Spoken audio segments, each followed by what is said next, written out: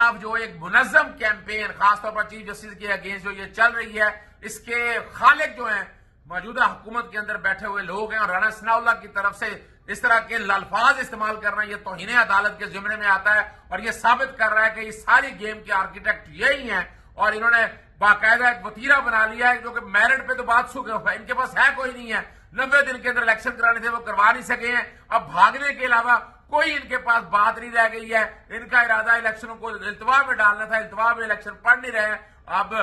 اور کون اجازت دے رہا ہے ان کو؟ کون ہے جو آڈیو ویڈیو جو لیک کر رہا ہے، ریکارڈنگ کر رہا ہے، کانکارڈ کر رہا ہے؟ ساری باتوں کو اگر سامنے رکھ کر دیکھیں تو یہاں سے ایک بات بڑی وضاحت کے ساتھ سمجھ آ گئی ہے، اور آپ کو پتا ہے تاریخی طور پر اگر آپ یہ بات دیکھیں تو آپ کو سمجھ آ جانا چاہیے کہ یہ جو کوئی بھی کر رہا ہے اس کے خلاف باقاعدہ تفصیلی طور پر ایک انکوائری اور انویسٹیگیشن ہو کے وہ لوگ سامنے آنے چاہیے، اور وہ لوگ بے نقاب ہونے کے علاوہ ان کے خلاف جو ایکشن لینے ہیں وہ ایکشن لیے جا سکے۔ علاوہ دی یہ توہین عدالت کی باقاعدہ ہم درخواست دائر کر کے کورٹوں میں بھی آنے لگے ہیں کہ اس سے عدالتوں کو آپ بیک فٹ پہ نہیں لے جا سکتے ہیں۔ یہ جو کیمپین کرنے کے پیچھے جو